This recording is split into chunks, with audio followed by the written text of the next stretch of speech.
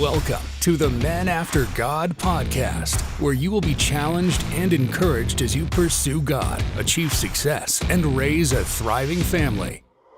Join your host, Dustin, and his guests on a weekly journey to grow as husbands, fathers, and men after God. Here is your host, Dustin Alley. Hey guys, welcome back to another week of the Men After God podcast, where we talk to men from various walks of our various places in the Christian community and how they are following God as God has called them to. It's what we are about at Men After God, to provide content, community, coaching, and conferences so that you can discover who God has called you to be and become that man, which is what our brand new book that released May 1st of this year is all about, titled Becoming a Man After God. It's 10 chapters. It's not that hard of a read, guys. I know you can do it, and you can pick it up on Amazon today. Do it as a life group study. Do it with your teenage son. Grab some friends and just enjoy the journey to becoming the man God made you to be. And I'm excited to have my guest here with me today, Dr. Bradley White, a recent graduate of Liberty University's doctoral program, and I'll let him talk more about that in a minute. But him and I met in the first class of our doctoral journey together, and I took a little bit of a break, and he just finished up, and excited for him. And now he gives me all the tips and tricks to make sure I do it right. But he is a men's pastor down at New Vision Baptist Church in Murfreesboro, Tennessee, and we're going to get to meet him today and then talk about one of the most difficult subjects that I think men face in today's society. There's a lot of stuff out there, guys, but there's this one thing that draws us in. There's this one thing that allures us, and it grabs us at a young age and impacts us for the rest of our lives. I'm talking about pornography. So men, if you've struggled with that, this episode's for you. If you know someone struggling, share that with them. But today is going to be a great blessing to everyone who listens to this, as you can either overcome, stay away from, or help somebody get out of just the sin that comes with pornography. But without further ado, let me introduce you to my friend, Dr. Bradley White. Hey, man, thanks so much for being on the podcast with us today. Yeah, Dustin, man, what a gift. It's very bizarre to be called doctor. I have to tell you that. It feels very weird, and I don't know that I'll get used to it, to be honest with you. But, man, it's a gift to be a part of your podcast. Love what you're doing, and am cheering you on the sidelines right now as you finish up your doctoral program. Yeah. It is the greatest blessing ever to be done, let me tell you. Amen. That's what I tell people is like, yeah, I'm in this journey, and I really just can't wait for it to be over. Yeah, I'm trying to enjoy it. I'm trying to learn as much as I can, but the day I don't have to think about writing a 20-page paper in a few weeks, I'm going to be really, really happy. It really is a gift. So I wanted to give some context to Murfreesboro, Tennessee, because I'm assuming most guys are like, where the heck is that? It's literally dead center of the state in Tennessee, about 25 minutes south of Nashville. And so we are a large suburb of Nashville, and really have the joy and the honor of being a part of thriving, amazing church where God is moving, called New Vision. And it's just a blessing to get to do what I do here in Murfreesboro. Amen. Yeah. And a men's pastor. And now, I know many churches, and most churches don't experience what New Vision has experienced, a very large ministry that God is working in. I was looking it up online. Man, I love your, I'm going to assume it's the entryway. There's like this grass area to throw cornhole and stuff like that. Like just a beautiful place. I'm sure it's got beautiful people. And again, just God working there. Tell us, what's it like to just be a men's pastor? What does that look like? Maybe a little day to day, or, what are your responsibilities there? Yeah, man. So my role is amazing. A lot of times I can't believe that I get paid to do what I do, because it's just so much fun and such a blessing. So we have men's groups that meet on Wednesday mornings at 6 a.m. and then Wednesday night, 6 p.m. Those are our main two gatherings. And I'm responsible for the content, for the small group questions. And so I'll teach typically for 30 minutes, and then we break off into groups. In the morning, we run 50 to 60 guys.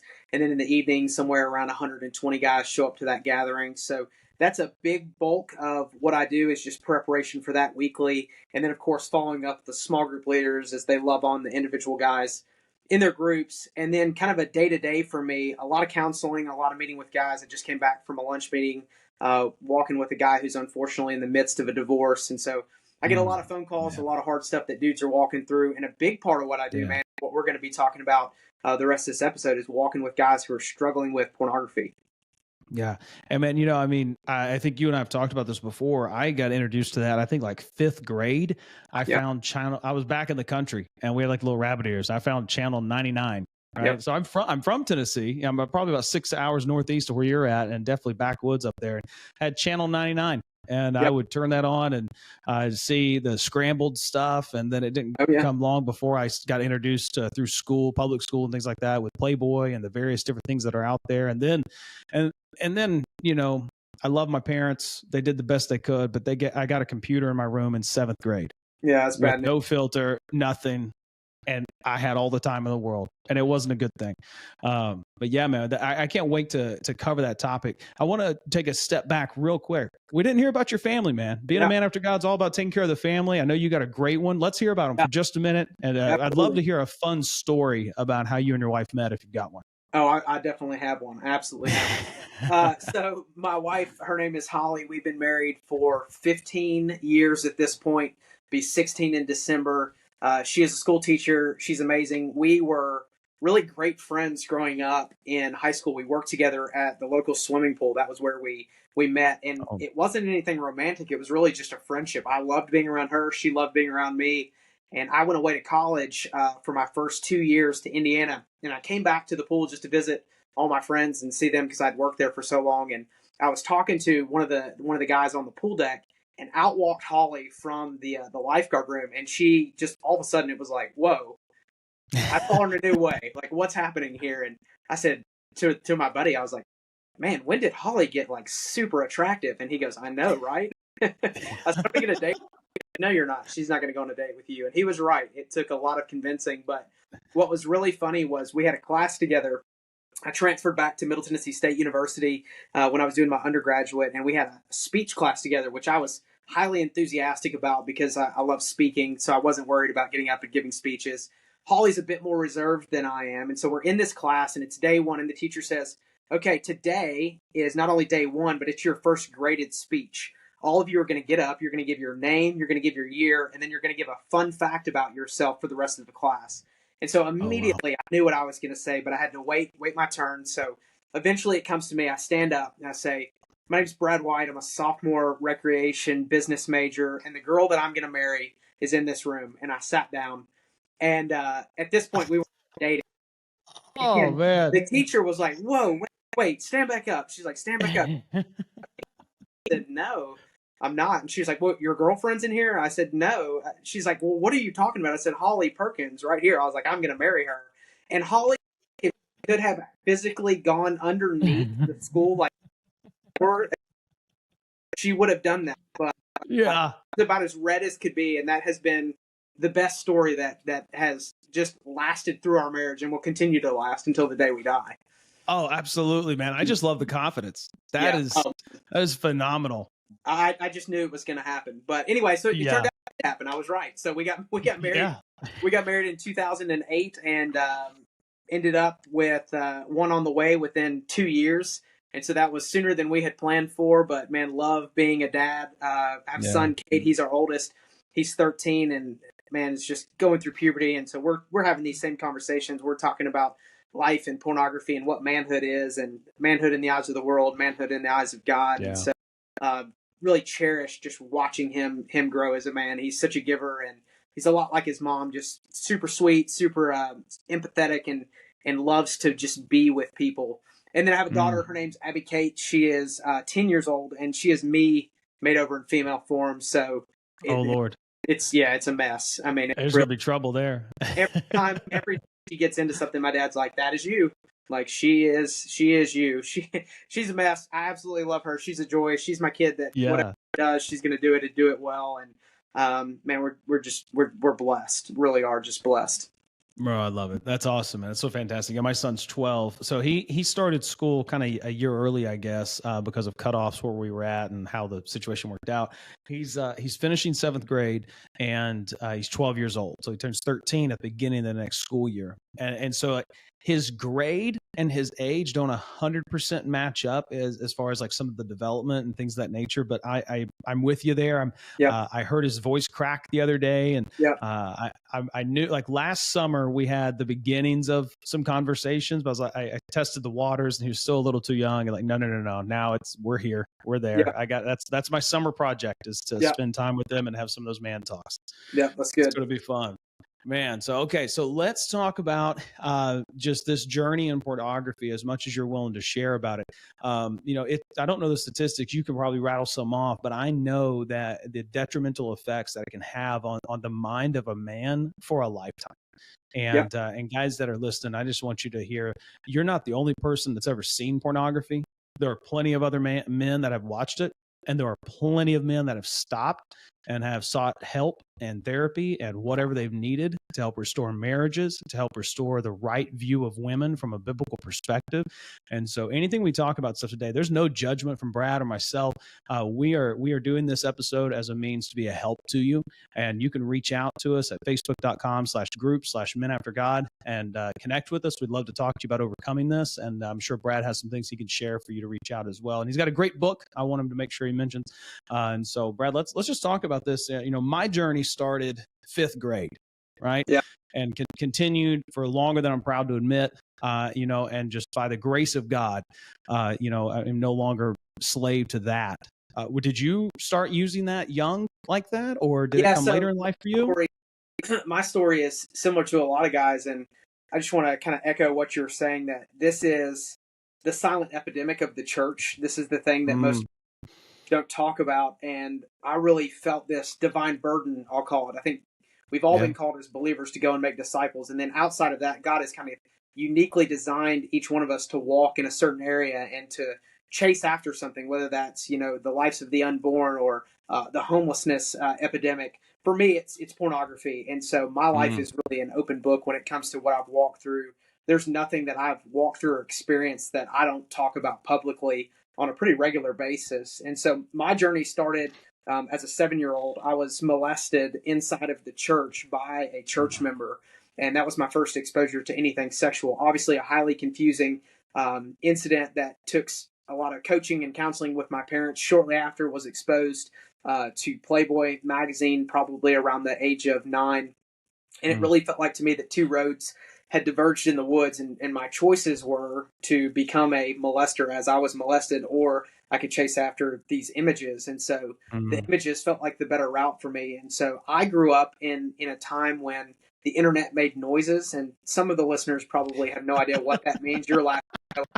Internet. Yeah. You have to call it. You have to call the internet and dive into the internet. And so I grew up in a time where we would just get on different websites and just start downloading anything that we could see. And as the internet progressed, I eventually ended up in college with high-speed internet access that was completely unfiltered. And for me, that was detrimental. And so I kind of had my roommate's schedule memorized. I knew when he was going to be gone. And I just took a deep dive into this full-fledged addiction at this point. Fast forward, end up coming back to MTSU. Holly and I start dating. She has no idea this is going on. I haven't told her. I haven't disclosed it to anyone else. I've never gotten caught. Hasn't been something that's really come to the surface. It's been a very private thing at this point. And I'm a believer at this point. I'm going to church. I'm involved. I'm just doing this kind of in my secret. It was like I was living two lives, essentially.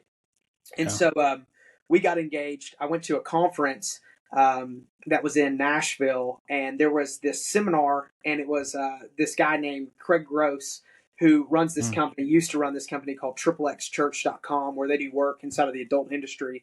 And I was really interested to hear what he had to say, and what he said marked me. He said, there are guys who are in here today, and you are currently watching pornography. You're also currently engaged, and you think that when you get married that this is going to stop. And he said, I'm here today to tell you that you're wrong. And I remember my exact thought when he said that was, he's an idiot. He doesn't know what he's talking about. That's what I thought. I thought, this dude's an idiot. Wow. If there was ever a defensive mechanism pop up, like that right there it was. Because if you'd have felt targeted in that moment, like, oh man. My pride took over, and I just said, this guy's, he doesn't know what he's talking about. And I dismissed him. And lo and behold, December 13th, 2008 came and went. Holly Perkins became white. And within 3 months, man, I was back in front of the computer screen. And it progressed for me because at the time I was not in ministry. I was traveling for work. And guys that are listening that travel for work, they get this, man. There's something about traveling to a different place where nobody knows you, where you feel this freedom almost to just be whoever you want to be and do whatever you want to do because you know you're not going to get caught, or you think you're not going to get caught. And for me, that was really detrimental. And it just brought me into this real spiral. It became something that was really getting out of control for me. I noticed that as I was engaging in pornography, it was never enough. It was always the next video. I had to watch a little longer, watch a little bit more. It was taking more and more from me. Fast forward, I ended up one day after watching pornography, and I can explain it in no other way than this. The Holy Spirit just let me feel the full weight of my sin and literally broke me. It brought me to a place of lying in the floor, prostrate, just sobbing my eyes out because I was so ashamed. I'd been walking in so much shame, and I'd been trying to fight this thing on my own. I would go through seasons of like 2 weeks of I'm okay, I'm doing good, and then I would just fall back into it. And then I'd go a month and then just fall back into it. And no matter how hard I tried to fight on my own, I could just never come to a place where I was finding freedom because I was in isolation trying to fight it, and sin grows best in the dark, right? So when we stay in isolation, Satan just rakes it over us. He just rakes that shame over us. He offers it in one hand, hey, this is what you need, this is what's going to bring you joy. And then on the other side, after you use it, he's like, I can't believe you did that. And so it forces us to stay in shame, and we want to feel better, so we go back to the very thing that made us feel terrible. And so after that happened, I called my dad and I said, Dad, I've been hiding this. I've been addicted to pornography since I was young, and I haven't told anybody, and I'm just so tired of being two different people, and I don't want to deal with it anymore. And he started crying. He prayed with me, and he said, Brad, you need accountability. You need some guys around you to come walk with you and to bring some accountability. But the other side of that was I knew in that moment that I couldn't live with myself until I fully let Holly know me, right? Because in a marriage, we should be experiencing intimacy, and I knew that Holly hadn't really seen into me. She didn't really know my struggles because I had this kind of Saint Brad that I presented to everyone. And so I went to her school, didn't know her schedule. She's an elementary school teacher, and elementary school teachers have their kids, I think, 6.5 hours out of the day. For 30 minutes, they don't. And wouldn't you know that when I walked in, she had just dropped her kids off to special areas. There was nobody in the classroom. And she's like, why are you here? And I sat down at her desk, and I buried my hands into my face, and I just began crying. And I said, listen, I need to tell you something. And I wasn't sure how she was going to respond. My expectation was she was going to take off the wedding ring, set it down. She was going to begin crying. She was going to yell. She was going to scream. I didn't know what was coming, but I was prepared because I was just so tired of being this inauthentic person. I wanted to be fully known. And whatever the cost of that was, I was willing to pay it. And so I told her, I said, I'm addicted to pornography and have been for a significant period of my life. And in that moment, man, she was behind me, and I felt her reach over me and hug me from behind. And she kissed me on the cheek, and she was crying, not a mad cry, like a I care about you cry. And she said, how can I help? And that's like the moment that it was like, this is what love is. Pornography offers you this illusion of love, but really it's just selling you lust. Pornography can't love you back. And really what's happening with pornography is it's this thing that Satan has taken. God has created this good thing, sex, and Satan, not being a creator, has manipulated this good gift that God has given us this false thing of lust and pornography that we chase after, trying to fill the good thing that God had created. And it was like in that moment, I realized, man, I have been missing this. Like I have just completely missed this. I've been chasing after a counterfeit when the real thing has been right here in front of me. And so that began a journey for me. It's been 12 years now. Of this became my ministry. I was working in the secular world in business, and I began to be the guy who the church that I now serve at was sending people to who were struggling with pornography, because I went and met with the senior pastor and said, I struggle with pornography. I don't know who else does. I need to get in a group or something. He's like, we don't have a group. I was like, I'll start a group. And so I started a group, and it was literally the blind leading the blind. But we did. It was amazing to see the fruit and the freedom that came from that first group. really was what gave me just a passion for this. And so since then, man, anytime I have the opportunity to tell my story and talk about the freedom that I have found in Christ from pornography, I'm all about it. And so I'm wide open. So literally any question that you thought, ooh, should I ask that? Should I not? I'd say, because I'll Yeah, answer. you're good. Well, let's start with the impact on your marriage, if you don't mind. What Yeah. was it like during those years? And maybe your wife has kind of described it. Was there things that you didn't notice were happening that she picked up on, or in hindsight you saw was impacting you all? Because I can imagine. Having used pornography, and again, not really, especially in my early years, I wasn't thinking about it. I wasn't thinking about the impact of my wife. I was just thinking that next hit, that next dopamine hit, right? Like, I want to go after this. I want to go after Yep.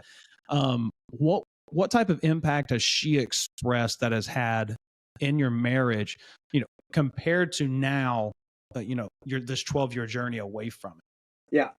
Yeah. I mean, my temper, I had a temper when I was dealing with pornography because really it was anger that was directed at me that I wasn't dealing with. And so when there was something that was frustrating or upsetting outside of that, I would respond to that thing and I would over respond to that thing because really I was mad at me, right? Mm, Because I had some hidden sin that I hadn't dealt with. So that would be number one. I was kind of living in this place of trying to be two different people, and that's a lot to try to manage two different people, right? In yeah, one. it's enough trying to manage one. Exactly. So I would say number one would just be that, man, I was able to deal with really what was in there, and now like it's tough to get me rattled, man. It just is like it's just really tough to get me rattled. I'm pretty even kill, and I think all my friends and family would say that. Where it used to be that like if there was something that I could get upset about, it was like an outlet for me to get upset about what was going on in my Mm, heart. You know what I mean? yeah, you Number could two, I redirect that would say anger. if just having real talk sexually. So when you're engaged in pornography, there's no way that you are fully engaged in your wife because you have Mm-mm. images and videos and all these Yeah. other things that are running through the Rolodex. And I would even go so far as to say that there's a difference between having sex and making love. And Oh, absolutely. I had never experienced true intimacy, sexual intimacy with my wife Yeah. because I was engaging in pornography. And so Yeah. I make this statement in the book, but it's kind of like if I were to say, "Hey, Dustin, what's your favorite meal?" Like if I was going to make you something tonight, what would it be? What's your absolute favorite meal? Oh man, give me some steak, a little bit of seafood, so some surf and turf, like some nice green beans, and then an amazing dessert and a cup of Love coffee. it, love it. So I'm like, "Hey, Dustin, tonight at the end of the night, this is what's going to happen. The best surf and turf you've ever had. I'm flying in the top chef in the world, and you're going to get to experience this surf and turf." Well, along your day, along the way, man, you run into a couple Kit Kats, you run into a little taco and a little Bell, you run into a little McDonald's, and you're just taking in a little bit Yeah. of this stuff, and you're not taking in too much of it. But by the time you come to that meal, there's no way that you're going to be able to fully enjoy that meal because you've settled for a substitute. You've settled for things that are less than, and so you don't have the appetite that you otherwise would. And so Mm, when we are visually stimulated through Instagram, through pornography, through real world situations, and we're taking those things in, we're filling our bowl that God has given us for our wife to take care of. And so when I come to my wife, it's this less than experience because there's no room for her anymore. mm, I've already filled everything up here. And so there's nothing left for her. And so what I found was that when pornography was removed and lust was removed, man, I began to see my wife in a new way. And my wife is a 10 out of 10 already, but I began to see her and just like, oh my gosh, like this is surf and turf, right? Like this is the yeah. best Yeah. ever. And so for Just me, called your it wife kind of, steak and shrimp. yeah, it just brought me to a new place of just cherishing her Yeah, uh, in a man. new way. One thing that's interesting is for some of the guys who are listening, if they're engaged in pornography and they're struggling inside their marriage sexually, for a lot of guys, they come to a place of struggling sexually inside of their marriage because of pornography to the point that they're now using Viagra as a Mm, 26 to 36-year-old. And that's actually the wow. largest demographic of new Viagra users are guys under the age of 40. And the reason for it is because of pornography, because pornography just fills your mind with so much dopamine that a real woman can never overload your brain in that same way. And so it's impossible for you to be able to perform. Oh my goodness, why I didn't know that. I can relate to so much of what you're saying there, man, because you always, I tell people, I said, at 18 years old, when I was 19, when I married my wife, if you'd asked me if I loved her, I told you yes. And now at 36, if you ask me if I love her, I'd tell you yes. But it is not the same love. It's Yeah. nowhere near. And, there's a number of things, again, coming out of my own pornography use. But there's a number of things that just grow over time. And I hadn't put a finger on that being an impact of it. But yeah, man, I can relate to that so much, of just knowing your wife in such a way that you can never have if you're having pornography fill that up.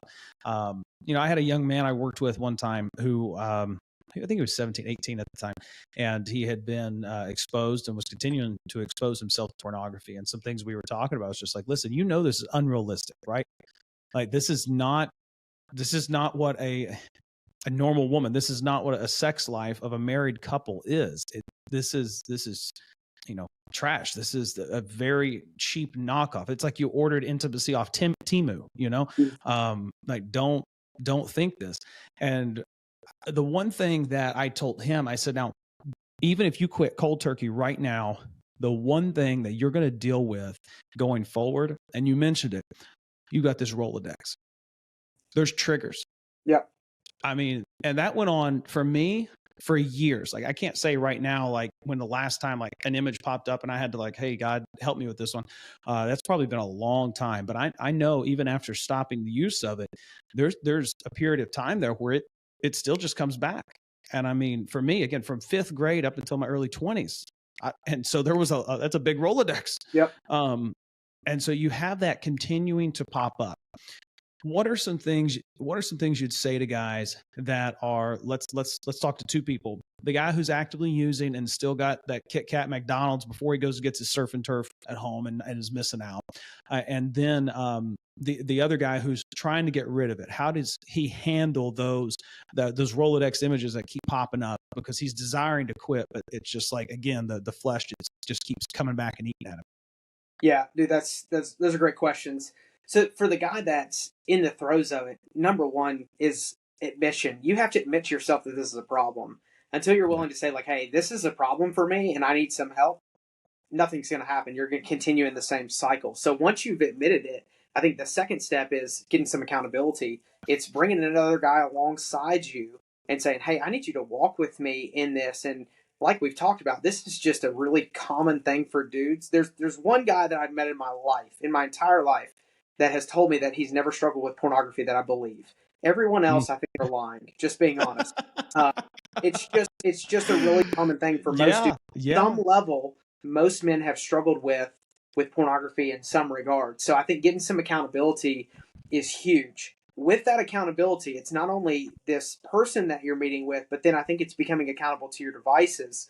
And so what does that mean? Well, if you have to have certain devices, well, how can you set yourself up for success with those devices? It's being honest with the ways that you're downloading and receiving pornography. If it's through your phone, then it's putting Covenant Eyes onto your phone and having your accountability partner be accountable on Covenant Eyes. And Covenant Eyes is definitely the software. Like, if you want an action step right now, what can I do to help fight this battle? Get an accountability partner and put Covenant Eyes on all your software, and make that accountability partner the person who receives those emails.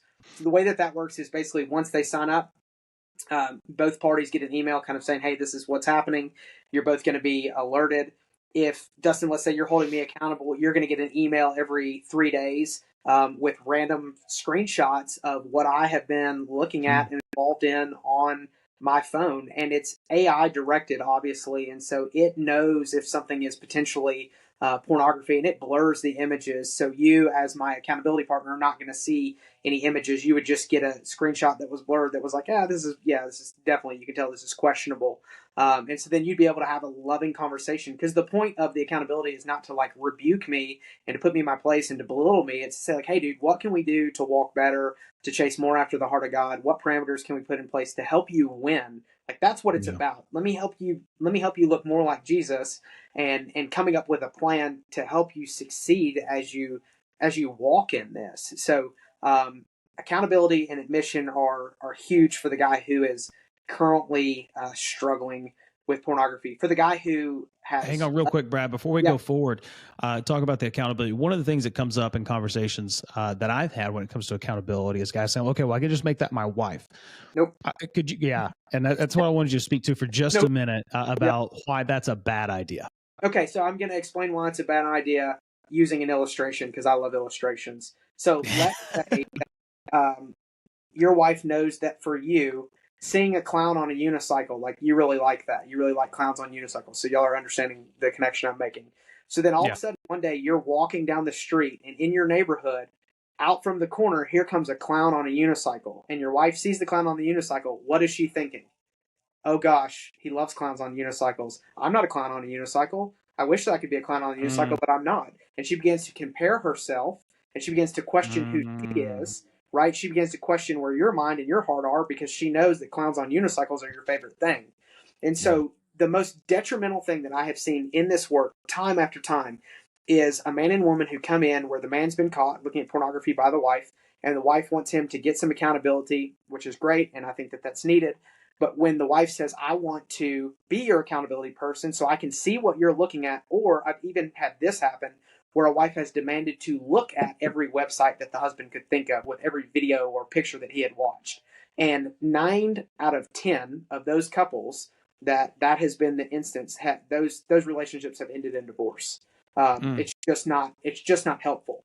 And so what I encourage guys that I'm meeting with to do is to say to your wife, like, hey, this is an issue for me. I'm going to be meeting with Pastor Dustin, and we're going to meet weekly. And so what you're going to hold me accountable to is my meetings with Pastor Dustin. And so in essence, what your wife is doing is she's saying, hey, I'm putting my trust and my faith in this older godly man who's walking with my husband. And my role in this thing is to be able to say, like, hey, are you meeting with Pastor Dustin? Are you guys getting together? Are y'all still having your meetings? Are things going well? She can ask questions around that. But the specifics of the pornography usage, I have found them to be nothing but damaging for the wife to know. Yeah, and that, I love that point. That's a point that I hadn't considered, the comparison, and then just how that can work in a woman's psyche. The aspect I've seen is it almost becomes, your wife becomes like your mom, and she begins to mother you. And I had to intervene in a situation and say, hey, let's try something else. Because it just wasn't working. Because I had a mom for 17, 18 years. When I got out of the house, I don't want another one. I love my mom, thank God for her, but I need a wife. I want a wife. Man, that's a great point. Okay, let's talk to the guy who's come out of the pornography use, and it's still dealing with, you call it that Rolodex. He's still got that flesh coming in. The mind is the mind, and get bent towards sin, and so those images pop up, and he deals with the temptation to go back. What's some things you'd say to him? I would say the same thing: admission to another guy and accountability. So I don't think we ever reach a place in this journey as men where we are in a position where we don't need accountability anymore. I still have accountability. I still have accountability on my phone. I still have guys that check in on me. I have 2 guys that check in, 3 if you include my dad. So we never come to a place where we can say, I don't need accountability in this area. I think that is insanely dangerous and detrimental. I think, again, the secret sin of the church is pornography. And I think specifically talking to pastors, I think pastors fall in one of 2 camps. I think it's either gluttony or it's pornography. And I have been yet to be proven wrong in this. And I think you can typically look at a pastor's waistline to know where he probably lands. It's a crazy theory. I haven't, I wish I could go back and do my doctoral research on that, because I think that it's. Yeah, well, you know what, man? I bet if you really wanted to, they'd accept you back into the program. I'm not that. Yeah, I'm not that. Yeah. But I think that accountability is so vital for us to thrive and grow as men. Proverbs 27:17, iron sharpens iron, so one man sharpens another. It's that picture of accountability. It's that picture of being made better. And as dudes, we love to take that verse and throw it on a t-shirt and these cool swords touching each other. But if you really think about what iron sharpening iron looks like and what it means, it's this hot process where there's tension, where things are being taken away, where things are being reshaped in the hopes of being made better. And so that means that if you and I are in an accountable relationship, that you can say the hard thing to me because you love me and you're offering me loving correction to help me look more like Jesus, which is going to be a difficult process. On the other side of that, I think about, this idea of our minds. there's so much science around how pornography affects your brain, and it really is similar to drug use. You can think about how heroin is used and the way that heroin affects the brain. I saw an MRI. Was it MRI or brain scan? Anyway, I'm not a medical Something doctor. like that. Some sort of Yeah.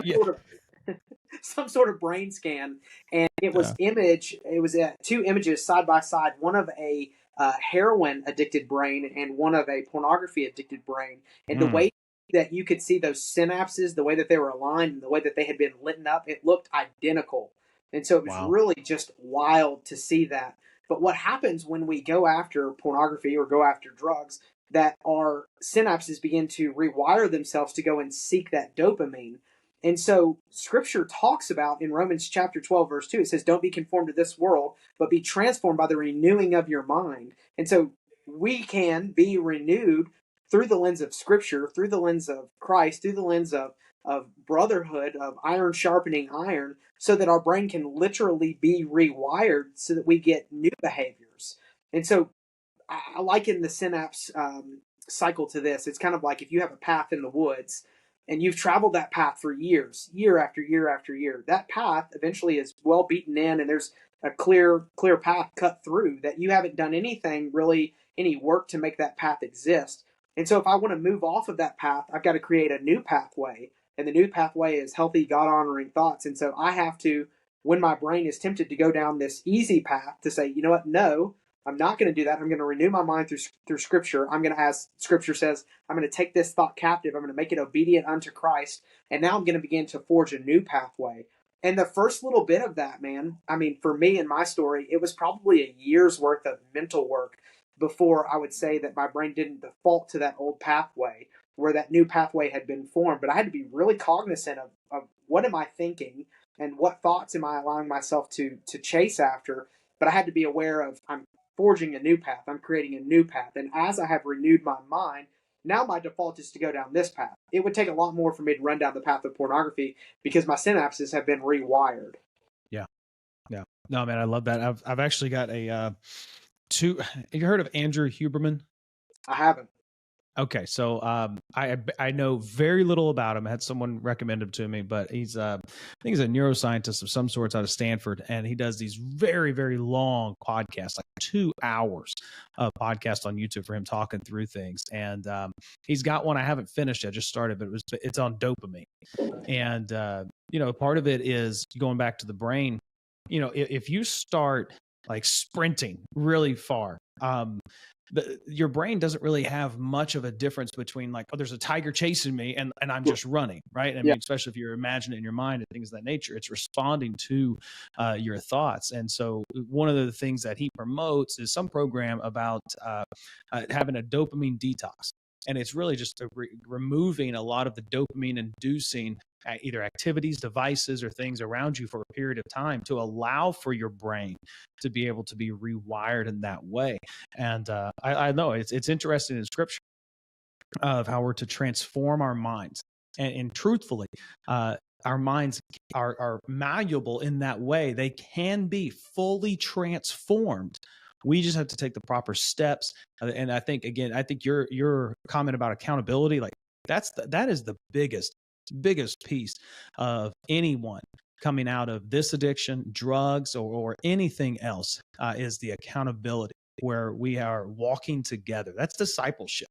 Yeah. I tell people we've relegated the idea of discipleship to a 12-week program where people learn about the faith. But listen, I'm not telling you it's a bad thing. I'm telling you it's a bad thing if that's all you did and you say, I've been discipled.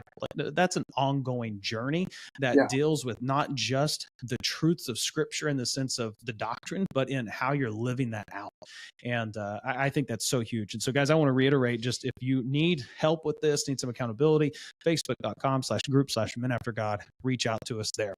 Now, Brad, I don't know about for you. I know after my wife and I had conversations of the end of the pornography usage and, our marriage, recovering, but our marriage moving forward from all of that.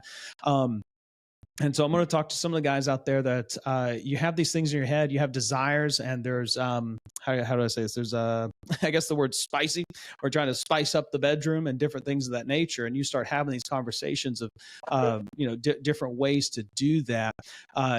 Your wife can respond and feel as though this is just you trying to relive something out. Now, have you ever had a conversation with guys where they've had to overcome what to them is truly a natural growth in the marriage of stronger intimacy, connection, and sure, maybe trying to bring something new in, but the wife is resistant due to the pornography use? Yeah, for sure. I mean, I think there's, you come to a place of, yes, there's been healing and there's been grace that's been given, but your wife is never going to forget that has been a part of the story, Yeah. and it's going to roll around in her head. And it's something, just to be honest, that the enemy will use. Yeah. And even in my marriage, it's been something that, although Holly's initial response was, grace and love, there have been times that in frustration and arguments or whatever, it's come out in anger. And Yeah. she'll come back and apologize when that's happened before. It's been years since that's happened, but we have to realize that as men, how we understand sex and how we view sex is so different than the way that our wives view it. And so, man, giving grace in that, and really making sure that when you are pursuing your wife, that you're pursuing her in a way that is honoring, and it's not that you're just trying to get the deed done, right? So I remember my Yeah. dad said to me right before I got married, he said, "Let me give you a piece of advice." He said, "Sex starts in the morning," and I said, "Heck yeah, it Yep. does." And he's not what I'm I talking. don't think he meant the same thing. And he said, "No," he said, "That's what I'm talking about, Brad." He said, "If your hope is that day that you and Holly would be able to have sex," he said, "it starts by pursuing her heart in the morning." And man, that has just been so true in 15 years of marriage, that it is in pursuing her heart and letting her see how much I love her through the lens of caring for her and serving her and giving her words of affirmation. Like, that's where the golden ticket comes from, right? Yeah. It's in the treatment and the care. And so I think for guys, we can lose sight of that because we're so sexually driven and so physically driven, that we can forget that, man, God has wired them differently than us. Yeah. And with that in mind, guys, just a tip, like, don't do the dishes or anything else expecting sex in return. Yep. This is not a quid pro quo and should not be. You cheapen your wife Yep. and her value when you do something like that. And so while, yeah, I completely agree with Brad, 100%, the pursuit of her, help with the mental load throughout the day. But recognize that this was something, in my own personal growth. I've never shared this in public before. Brad, I don't know if you can relate, but maybe somebody can. Oftentimes, because of how we will view the acceptance of us as sexual beings, as men, I think when that's rejected, that can feel like just a punch to the gut Oh yeah. and really hurt when we take it personal like that. However, man, I grew so much in like the last 2 or 3 years in this area, understanding that her willingness to participate in a sexual activity with me is not always about me. Mm. Sometimes, more often than not, it's actually about her and how she feels or where she's at and maybe a hormone cycle or how things are going, with various things. Because like you said, we, what is it? Somebody said, guys are microwaves, women are ovens. Yep. We close the door, hit the button, we're good. We're on. But there's so much more to a woman's, psyche than I can't pretend to understand it. If I did, I'd have more than one doctorate for sure. But, but yeah, man. So I love that. All right, Brad, final piece of advice, just anything you'd give out to a guy in general, just revolving around pornography, intimacy in the home. I mean, greatest piece of advice maybe you've been given other than the ones of admission and accountability so far. And we'll wrap it up. Yeah, man. I would say be fully known. Be fully known before Christ, and be fully known by another dude. James chapter 5:16, I believe that it is. It says to confess your sins one to another, and that in that confession, that man, that's where freedom comes. It's not a matter of confessing to another guy for forgiveness of sins, but in being fully known, the freedom that comes from that, man, you can truly walk in this life in a way that is light and that is easy because you are known. Someone knows everything about you, and there's something that is so freeing about that. And even as you come before the Lord, and just being free before Him, and it helps you. I think that when our hidden sins have come to the surface, that we understand just how valuable grace is, right? Just how valuable and how needed grace is in our lives. And so, man, I would say just be fully known. I love that. That's awesome, Brad. Hey, man, is your book available for order? Like, can our guys find that somewhere? Yeah. Where can they find that? So it's on Amazon. That's the easiest place to get it. It's called The Little Book on the Big Lie of Pornography. The Little Book on the Big Lie of Pornography on Amazon. The link will be in the show notes, guys. If you need that, go grab that. If you don't need it, go grab it. Have it as a resource to go over with some other guys. And again, just to reiterate, if you are struggling with this, if you'd like some accountability or some help, reach out, facebook.com/groups/Men After God. We'd love to connect with you. You can go to menaftergod.org and fill out our little connection sheet, our info thing there, and get connected to us. And we'll connect. We'll either help you with accountability with a member of our team. If Brad's up for it, we can always connect you there. But we want to help you walk through this as best we can. Most importantly, I'll do what I can to connect you to a local church. Because that is where you're going to find your community, your brotherhood, and the best place for that accountability and growth. So, Brad, Dr. Brad, thank you so much for being on with me today, man. I'm so glad to have met you. This guy, there's some fun things about this guy that didn't come up. And tell me if I'm wrong. Like, Brad, if I remember correctly, like you listen to the textbooks at like 2 times speed or something, and then you can just like remember it all. Yeah, well, I wouldn't say I can remember it all, but I have dyslexia, and so I have a abnormal ability to retain information that's delivered auditorily. Wow. Yeah. So this guy was killing me. We were talking about some stuff when we were in classes together and how he was just like rolling through it easily. I'm like, yeah, I don't even know if I read it. Oh man, but that's awesome, bro. Well, again, congratulations. Thank you so much. And I look forward to connecting with you again. Guys, being a man after God's not being a perfect man. It's about being a pursuing man, ultimately pursuing Christ and pursuing your wife. If there's pornography in your life that is inhibiting you from doing both of those things, and we do not want that to remain there any longer. Our tagline at Men After God is to help you achieve success with a thriving faith and family. I can promise you that journey of success and being faithfully obedient to Jesus does not include the use of pornography. If you're tired of how it's impacting you, if you know someone that's being impacted by it, share this episode with them. And let's jump on board together and let's help you overcome this sin that's in your life. And call it what it is, guys. It's sin. And let's remove that. If you've got any questions, reach out, facebook.com/Men After God podcast. We'd love to connect there. Be sure to give us a follow on here and share the podcast with someone who would be a blessing to. We'll talk to you next week. Thank you for listening to the Men After God podcast. Make sure you subscribe so you don't miss any future episodes, and keep up with the show by following us at facebook.com/Men After God. You can also reach out to Dustin personally at dustin@seekconsulting.us with any questions or for coaching on being a man after God. Until next time.